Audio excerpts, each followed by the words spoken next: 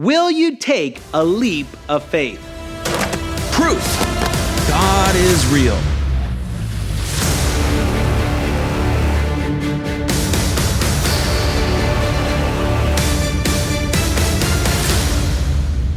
Once there was a man holding onto a rope dangling off the edge of a tall cliff. He cried out, "Help, please, can someone help me?" Suddenly he heard the voice of God say, "Let go, and I will catch you." The man looked down, saw nothing but jagged rocks hundreds of feet below. He considered God's offer for a few moments, and then he shouted, "Is anyone else up there?" The point of this story is that believing in God ultimately requires a leap of faith. The Danish theologian and existentialist philosopher Kierkegaard wrote about taking a leap of faith into the arms of a loving God. This leap is not just mental assent to the doctrines for which there is no proof. Rather, it is the final step in response to a series of evidences for God's existence.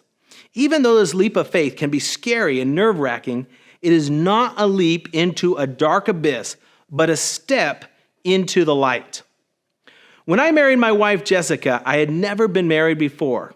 I knew I was interested in her, even intrigued by her, but I had no concept of what it meant to be married to a girl. Getting married was a real leap into the unknown, but it was one of the best things I ever did. In the same way, when we decide to put our faith in God, it is a leap into a relationship with the one who created you and the universe.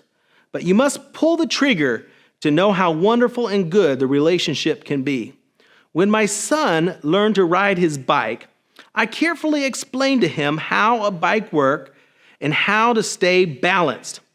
He mentally understood how to ride a bike, but at some point, he had to put his foot on the pedal and push off into the unknown.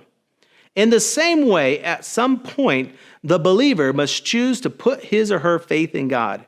One tiny step is all it takes, but you must take that step. Believing in God comes down to faith.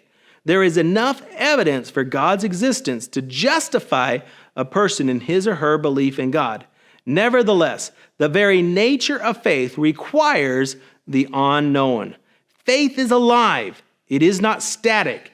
It is existential. Faith is what gets a person across the gap between all the evidence and confident certainty. If you feel you do not have enough faith to believe, it might be helpful to heed the words of the father whose son needed a miracle and said to Jesus, "Lord, I believe. Help me in my unbelief." The Christian life isn't just a moment of faith, but a whole lifetime of faith-filled moments.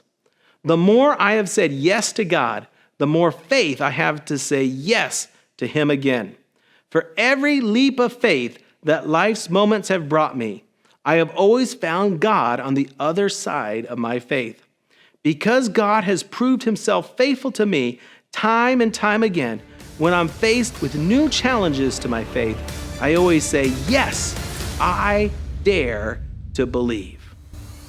If you want more proof God is real, get a copy of my book by calling 1-877-431-4276 or by visiting kingministries.com. Proof God is Real is also available on Amazon. Get your copy today.